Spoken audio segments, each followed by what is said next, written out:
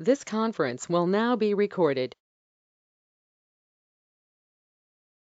बिस्मिल्लाहिर्रहमानिर्रहीम रब्बि इश्रह ली सदरी व यस्सिर ली अमरी वहलुल उक़दतम मिन लिसानी यफ़क़हू क़ौली।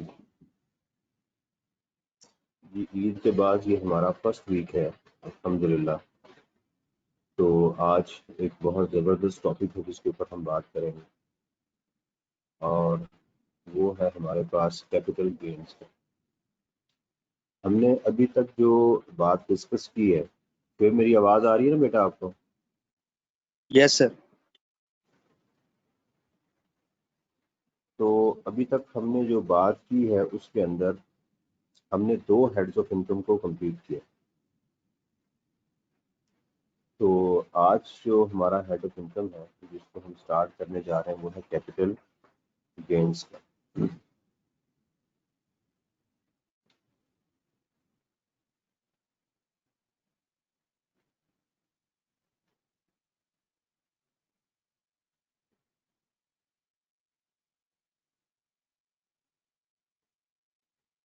अच्छा जी, अभी हमने एक बात जो कंप्लीट की, जरा मैं पहले उसको रिवाइज कर रहा हूँ फिर आगे चलते हैं। हमने कहा कि हमारी जो टोटल इनकम है, टोटल इनकम में हमारी सबसे पहले आता है हमारा हेड इनकम फ्रॉम सैलरी का, फिर आता है हमारे पास इनकम फ्रॉम प्रॉपर्टी का,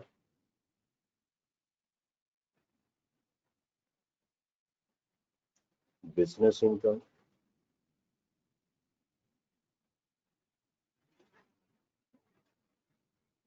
कैपिटल गेन्स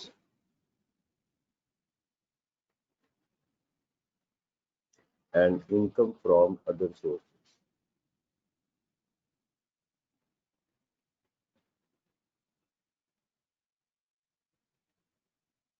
ये हमारे this is what called total income.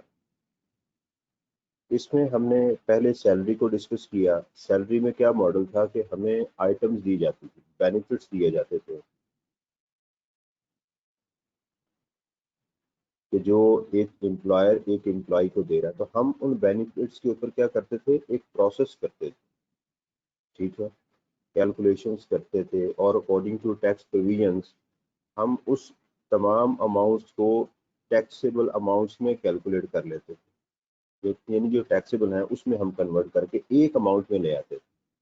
Basic salary totally taxable, house rent allowance is totally taxable, accommodation is actual or fair market value whichever is higher, or 45% of the basic salary whichever is higher, medical allowance is exempt। वो तमाम rules के मुताबिक हम यहाँ पर एक amount तक पहुँचते थे। इसी तरह इनकम फ्रॉम प्रॉपर्टी में भी हमें उसका रेंट वगैरह दिया जाता था, तो उससे हम क्या कैलकुलेट करते थे, उसकी टैक्सेबल अमाउंट, उसके ऊपर भी प्रोसेस किया जाता था और उसको टैक्सेबल अमाउंट में अकॉर्डिंगली हम कन्वर्ट करते थे। और फिर यहाँ पर हमने देखना कि क्या इस अमाउंट को सेपरेट ब्लॉक ऑफ इनकम में लेकर जाना है या नहीं जाना, और वो इंडिविजुअल और एओपी के लिए, कंपनी के लिए तो ऑप्शन ही नहीं है। अच्छा, बिजनेस को अभी हम छोड़ रहे हैं। क्यों छोड़ रहे हैं? क्योंकि हमारा जो सैलरी का बेटा न्यूमेरिकल है ना, जो इंडिविजुअल का न्यूमेरिकल हमें मिलना है, या इंडिविजुअल या एओपी का, उसकी बेसिकली ज्यादातर 2 ही डायमेंशन होती है, या तो वो सैलरी के ऊपर आता है या वो बिजनेस के ऊपर बात कर रहा होता है, ठीक है। बहुत कम ऐसा आपको मिलेगा, यानी दो, अगर आप पिछले 11 साल पेपर्स को देखें तो गालबन 2 अटेम्प्ट्स मिलेंगी जिसमें सैलरी और बिजनेस इकट्ठे होकर आपको क्वेश्चन के अंदर मिलेगा। लेकिन नॉर्मली सैलरी मिलता है, तो सैलरी के साथ हमें income from property, capital gains, income from other sources, ठीक है। इसी तरह बिजनेस मिलता है तो उनके साथ भी यही 3 हेड्स जो है हमें एग्जाम के अंदर मिल रहे होते हैं। ये एक सिचुएशन जो है वो चल रही होती है। तो इसलिए हम चैप्टर नंबर 10 तक जो हमारी किताब का है उसमें बिजनेस को हम निकाल देंगे अभी फिलहाल। तो हम salary, income from property, capital gain और इनकम फ्रॉम अदर सोर्सेज को करेंगे, राइट। इसके बाद हम टैक्स क्रेडिट्स को करके तो हमारा एक एरिया कंप्लीट हो जाएगा, ठीक है। तो फिर हम दोबारा बिजनेस को आएंगे। फिर बिजनेस में ऑब्वियसली हम इन एरियाज को तो कर चुके होंगे, हमारे पास income from property, capital gains, income from other sources, ये तो हम ऑलरेडी कर चुके होंगे। तो लिहाजा फिर हम सिर्फ बिजनेस के ऊपर फोकस करेंगे। तो इस तरह से हमारा जो है वो टोटल इनकम का एरिया कंप्लीट होगा। इसके नीचे जो डिडक्टेबल अलाउंसेस हैं जिससे हम टैक्सेबल इनकम तक पहुंचना है वो हमारे चलेंगे आगे चैप्टर नंबर 2 के अंदर, वो वहां जाके हम डिस्कस करेंगे। चैप्टर नंबर 2 के अंदर दो बातें हम पढ़ेंगे।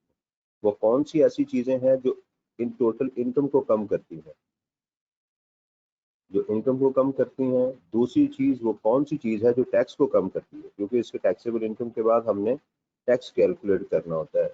तो कुछ ऐसी आइटम्स हैं जो इनकम को कम करती हैं और कुछ ऐसी चीजें हैं जो टैक्स को कम करती हैं। ठीक, तो ये दोनों चीजें कहाँ होंगी, चैप्टर नंबर 2 के अंदर होंगी। ये मैंने आपको एक ओवरव्यू दिया कि आज हम क्या करने जा रहे हैं।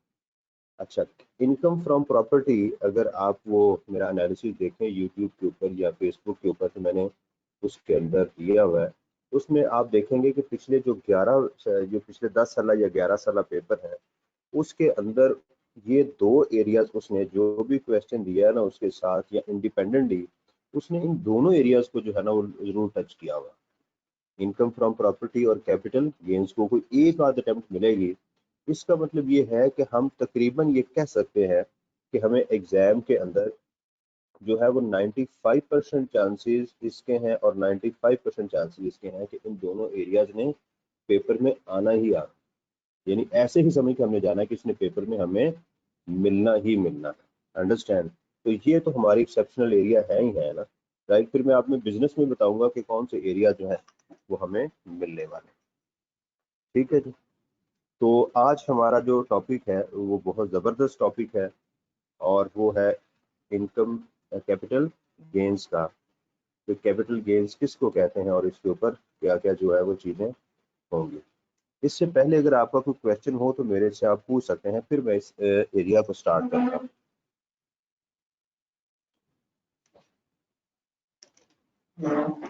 जी मेरा बेटा, कोई क्वेश्चन नहीं है आपका? सर एग्रीकल्चर इनकम जो आपने पढ़ाई है जी जी, वो उतना ही था, बस उस पर कितना को हमने फोकस करना है। एग्रीकल्चर इनकम के ऊपर एग्जाम में आ चुका है, उससे मैंने ज़्यादा ही पढ़ाया है।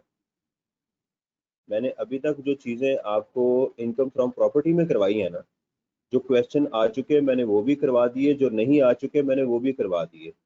एग्रीकल्चरल इनकम के अंदर जो चीज़ें पेपर में आ चुकी मैंने वो भी करवा दी, जो आना आ सकती हैं मैंने वो भी आपको करवा दी। एक्स्ट्रा मैंने आपको कैलकुलेशन भी करवा दी हैं और बाकी चीज़ें भी करवा दी। एग्रीकल्चरल इनकम के साथ आपको उसकी डेफिनेशन बड़ी अच्छी तरह याद होनी चाहिए और उसके बाद उसके जो ट्रीटमेंट है एग्रीकल्चरल प्रोड्यूस का वो आपको पता होना चाहिए। ये चीज़ है उसके अंदर। जी चलें जी। बिस्मिल्लाहिर्रहमानिर्रहीम, रब्बि इश्रह ली सदरी व यस्सिर ली अमरी वाहलुल उक़दतम मिन लिसानी यफ़क़हू क़ौली। कैपिटल गेन्स, कैपिटल गेन्स क्या है? देखिए, सबसे पहले तो एक बेसिक मॉडल को हमने अंडरस्टैंड करना है कि कैपिटल, असल हमारा मकसद क्या है कि हमने कैपिटल गेन्स को किस में कन्वर्ट करना है,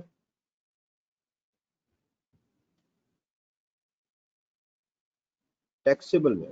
ये बात हमेशा याद रखें कि हमें उसको टैक्सेबल में कन्वर्ट करना है, प्रोसेस करना है। ठीक है, कैपिटल गेन जो होगा उसको हमने कन्वर्ट करके किस में लेकर जाना है, टैक्सेबल अमाउंट में हमने उसको कन्वर्ट करना है। अच्छा, सबसे पहले दो चीज़ें यहाँ पर आपको नज़र आ रही हैं, एक है कैपिटल और दूसरा है गेन। ठीक है, इसको पहले अंडरस्टैंड करें। गेन से क्या मुराद है? गेन से मुराद है सेल प्राइस माइनस कॉस्ट।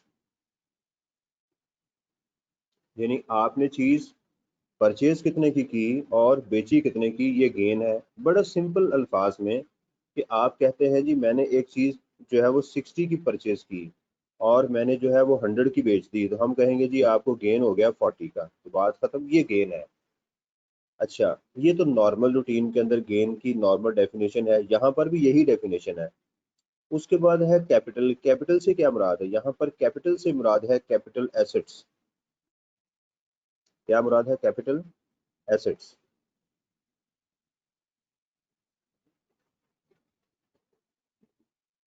अच्छा, यहाँ कैपिटल से मुराद वो कैपिटल नहीं है जो आपके जहन में आ रहा है वो कंपनी वाला, ये बात जहन में रखिएगा।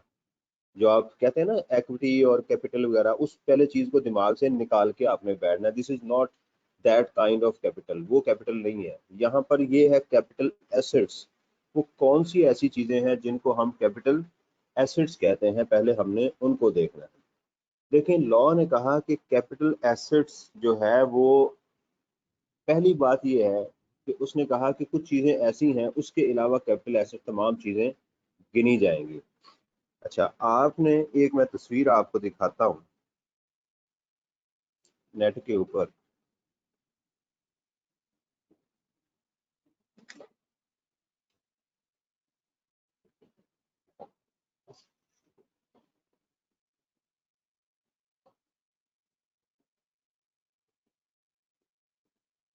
जी, इन साहब को जानते हैं आप? Yes sir. जी सर। नवजोत सिंह जी। बस नवजोत आपने सिंह ये सिद्धू। कहना है कि Sidhu is not a capital asset, बस ये बात याद होगी आपको। क्या ये बात याद करनी है आपने? Sidhu is not a capital asset. जो सिद्धू नहीं है वो कैपिटल एसेट है। जो सिद्धू, क्या कहा मैंने? जो सिद्धू नहीं है वो कैपिटल एसेट है। सिद्धू कैपिटल एसेट नहीं है यहाँ, लेकिन सिद्धू के स्पेलिंग क्या है? SIDDO, ये सिद्धू के स्पेलिंग। ठीक है, Sidhu is not a capital assets. मसलन अब देखिएगा, S stands for stock in trade।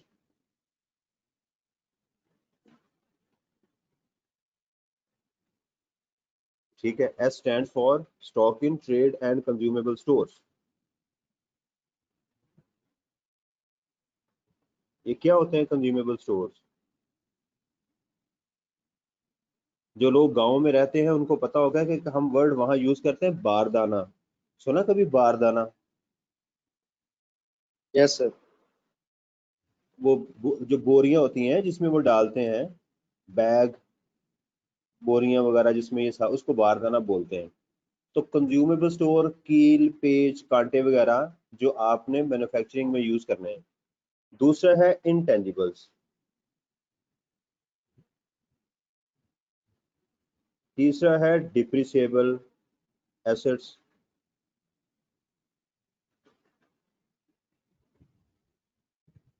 तीसरा है other मूवेबल्स।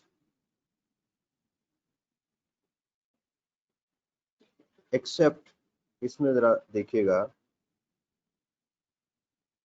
Accept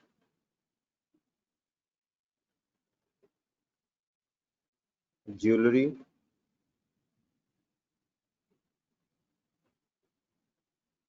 number 2 painting, number 3 coins, number 4 antiques, number 5 medallions, number 6 first day cover, rare manuscripts,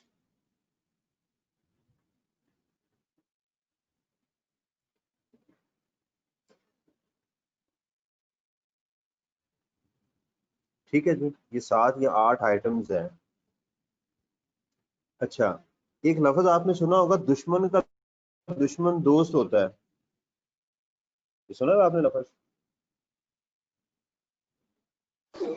जी यानी सर। अगर ए जो है इसका जो दुश्मन है वो बी है, और बी का दुश्मन जो है वो एक्स है, तो इसका मतलब क्या हुआ? ए और एक्स दोनों आपस में बराबर हुए। तो पहले कहा जा रहा है कि these are not capital assets, ये कैपिटल एसेट्स नहीं है, नॉट कैपिटल एसेट्स। और कैपिटल एसेट्स में इनको निकाल दिया गया। ये कहा गया कि ये नेगेटिव लिस्ट में ये चीजें शामिल नहीं। तो इससे क्या मुराद है कि ये कैपिटल एसेट हैं। अब समझ आई बेटा? अब समझ आई? यानी ये नेगेटिव लिस्ट दी जा रही है। ये क्या है? कैपिटल एसेट्स की नेगेटिव लिस्ट है कि ये कैपिटल एसेट्स नहीं है। Stock in trade, as stock in trade, I intangibles, depreciable, other movable asset जो है ये कैपिटल एसेट्स नहीं है, और उसमें से फिर निकाल दिया गया कि ये इस लिस्ट में शामिल नहीं, तो उससे क्या मुराद हुआ कि ये कैपिटल एसेट्स हैं। ठीक होगी बात। अच्छा, अब जरा वन बाय वन हम बात करते हैं, फिर आपको उससे कुछ मजीद क्लियर होगा। ये अगर मैं ये कहूं कि मेरे पास जो है वो मैं बेचता हूं चेयर्स, मुझे बताएं कि ये चेयर जो हैं ये इन चारों में से कहां फॉल कर रही हैं? क्या ये मेरा स्टॉक इन ट्रेड है?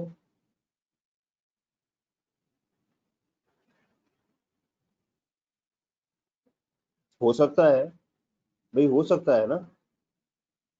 अगर मैं चेयर्स में फर्नीचर में डील कर रहा हूं तो अगर तो ये मेरा स्टॉक इन ट्रेड है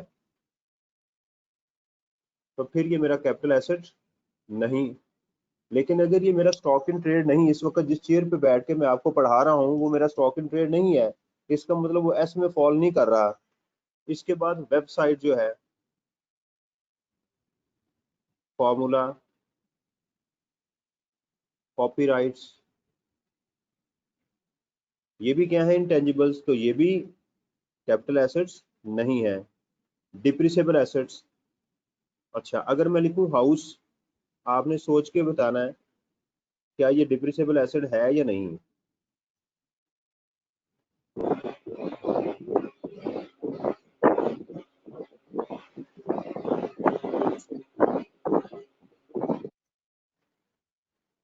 भाई इतना मुश्किल सवाल जो है वो मैंने आपसे पूछ लिया है, वो सीए कैसे करेंगे? घर घर जो है वो डिप्रिसिएबल एसेट है कि नहीं? कह रहा हूँ टेक्निकल टर्म में बात कर रहा हूँ। नो सर, बिजनेस यूज के लिए होगा तो ठीक, बेटा यस करें या नो करें? यस है या नहीं? अगर मैं लिखूं हाउस, इट इज यस और नो, ये बात है आपने सर। मुझे बतानी है। Yes sir, yes yes depreciable, yes yes yes yes. बेटा आप मुझे एक नो चीज सर, बताएं, नो बेटा सर। अकाउंटिंग डिप्रिसिएबल एसेट से मुराद, पहली डेफिनेशन डिप्रिसिएबल एसेट्स की आपने वही निकाल दी।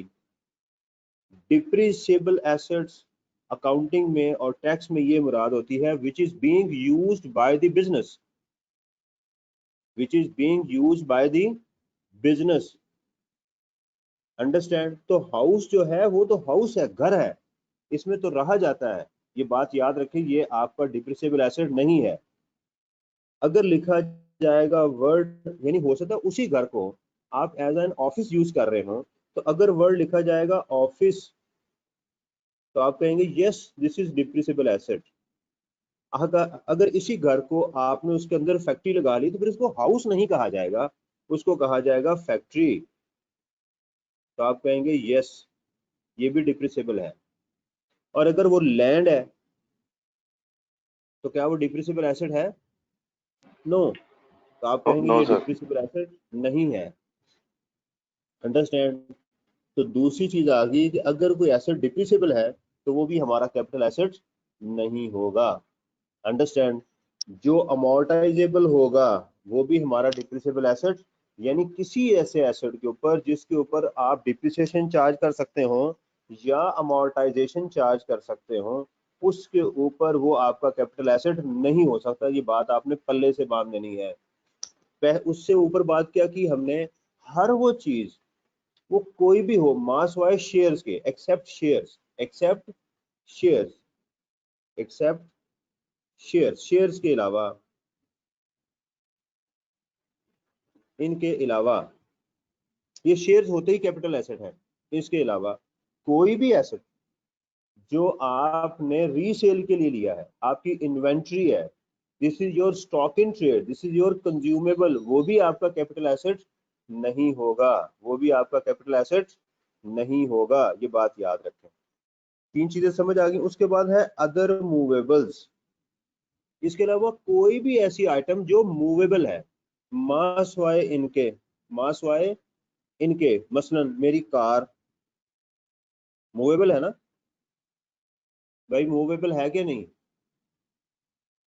है सर। यार गाड़ी चलती है कि नहीं? लेकिन वो इसमें शामिल है नहीं। हमारे यहाँ तो इसका चलती है। मतलब, हाँ जी,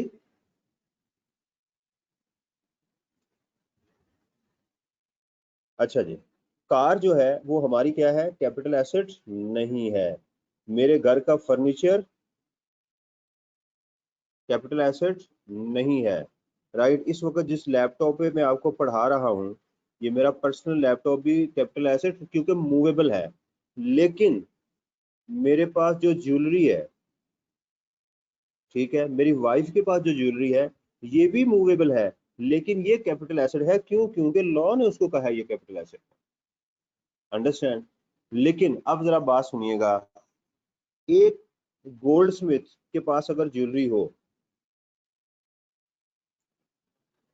तो गोल्ड स्मिथ के लिए ज्वेलरी क्या है मेरा बेटा? Stock in trade. तो इसलिए गोल्ड स्मिथ के लिए ज्वेलरी क्या होगी? अगर वो ज्वेलरी को बेचेगा तो वो बिजनेस इनकम में जाएगी। लेकिन अगर इसी ज्वेलरी को इमरान शहजाद बेचेगा तो मेरे लिए क्या है, ये कैपिटल गेन जनरेट होगा। दोबारा सुन लें, अगर यही वाले एसेट जो मैंने लिखे, यही वाले जो एसेट मैंने आपको बताए हैं, अगर स्टॉक इन ट्रेड होगा तो इसकी इनकम बिजनेस में जाएगी। ये जो एसेट लिखे कौन सा? Jewellery, painting, coins, antiques, medallion, first day cover.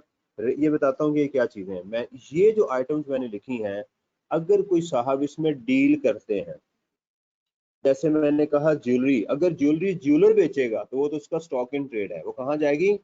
Business income में, वो कैपिटल गेन में नहीं जाएगी।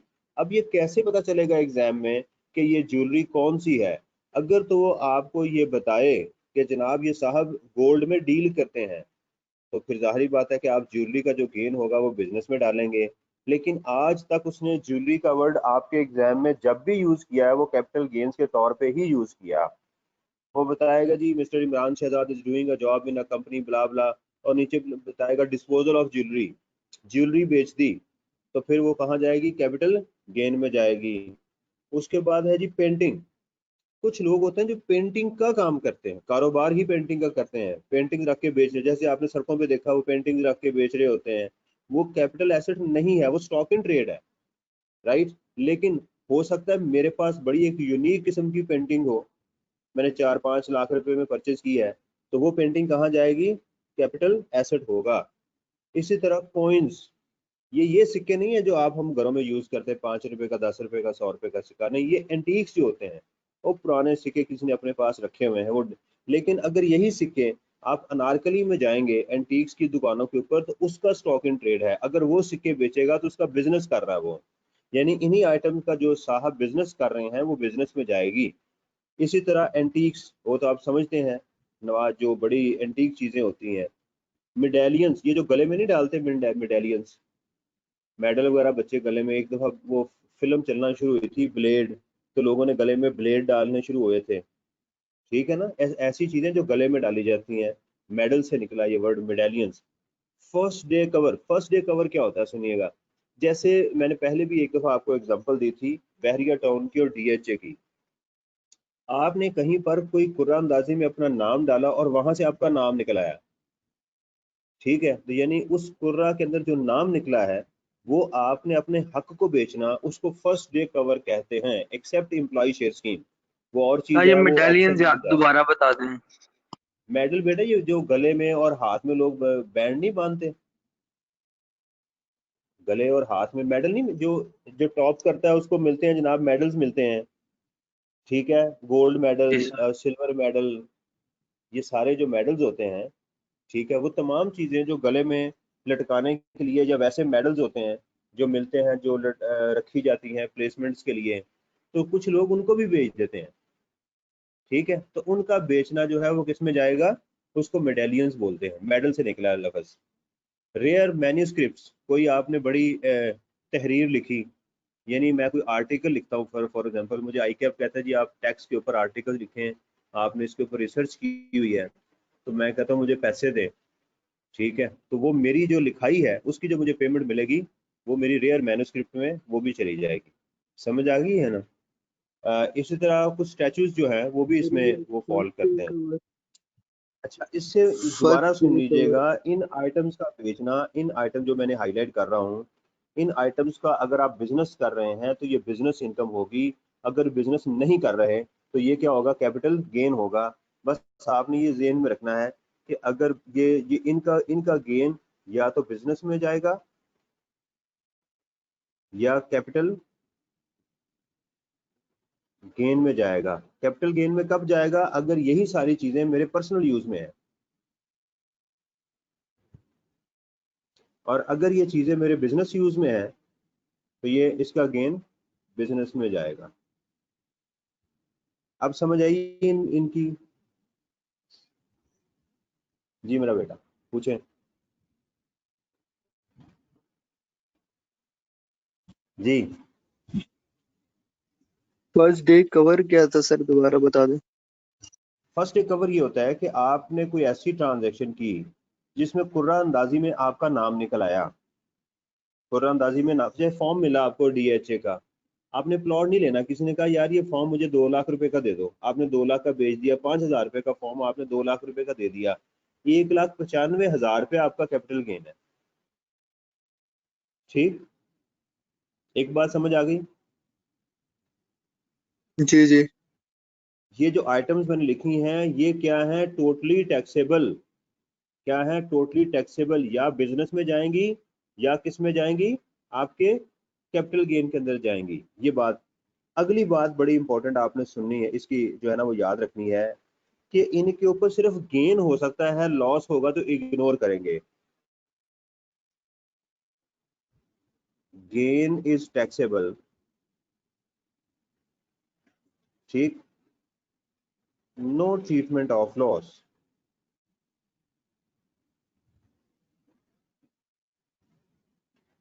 फॉर एग्जाम्पल, आप कहते हैं जी मैंने ज्वेलरी परचेज की, मैं एग्जाम्पल के तौर पे समझा रहा हूं, आप कहते हैं जी मैंने परचेज की है 100 रुपए की और मैंने सेल की है 500 की, तो लॉ कहता है तुम्हारा गेन हो गया 500 माइनस 100 इज इक्वल टू 400। आप कहते हैं जी मैंने ज्वेलरी परचेज की है 100 रुपए की और मैंने यानी 100 मिलियन कर लें जो भी है, और आपने सोचा कि यार ये ज्वेलरी तो जो है वो 90 पे है और इसने और आगे ही जाना है, तो बाद में पता चला कि अब ये डॉलर सेट होना शुरू हो गया, ये नीचे आ गई, तो आपने इसको सेल कर दिया फॉर एग्जांपल 70 का, तो आपको लॉस कितना हो गया? 100, 70 माइनस 100, 30 का, 70 माइनस 100, 30 का, इसका कोई ट्रीटमेंट नहीं, यानी इसका कोई बेनिफिट आपको मिलने वाला नहीं है, इसका कोई बेनिफिट आपको मिलने वाला नहीं है। अब सुनिएगा इसकी और एग्जांपल। आप कहते हैं जी मैंने शेयर्स खरीदे, एक सिचुएशन आपने बताई, ए में आपने कहा जी मेरी जो परचेज प्राइस है, सिचुएशन 1 के अंदर आपने कहा जी वो 100 है और मेरी सेल प्राइस जो है वो 500 है। सिचुएशन 2 में आप कहते हैं जी मेरी परचेज प्राइस 100 है और मेरी सेल प्राइस जो है वो 50 है, ठीक है। सिचुएशन 1 के अंदर आपको गेन हो गया 400 का और सिचुएशन 2 के अंदर लॉस हो गया 50 का। तो ये बात याद रखें, ये गेन का भी टैक्स ट्रीटमेंट होगा, लॉस का भी टैक्स ट्रीटमेंट होगा। वो क्या होगा वो बात का मसला है, सिर्फ बताने का मकसद ये है कि अगर इन आइटम्स में लॉस होगा, क्या होगा, ये बहुत दफा एग्जाम में टेस्ट हुआ हुआ इन आइटम्स का, लॉस तो फिर उसका कोई ट्रीटमेंट नहीं होगा, गेन होगा तो वो टैक्सेबल होगा, लॉस को इग्नोर करेंगे।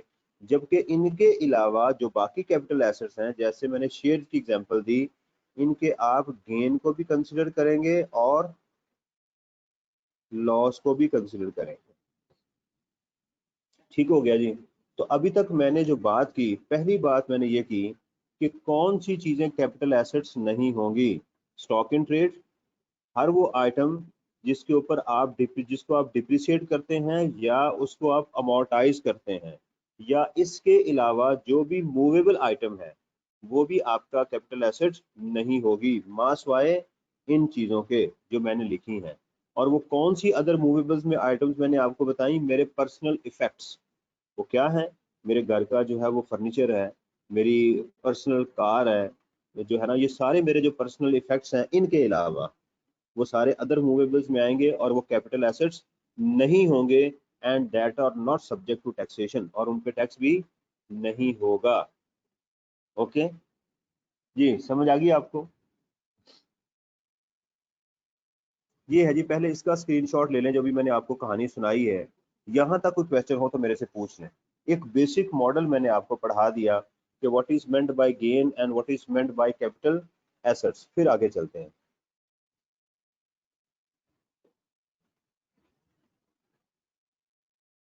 सर रेयर मैन्युस्क्रिप्ट समझा दें एक दफा दोबारा। रेयर मैन्युस्क्रिप्ट से है ना, मैन्युस्क्रिप्ट कहते हैं लिखाई को, रेयर मैन्युस्क्रिप्ट कहते हैं बड़ी एंटीक किस्म की, रेयर वो कम जो है वो लिखी जाए।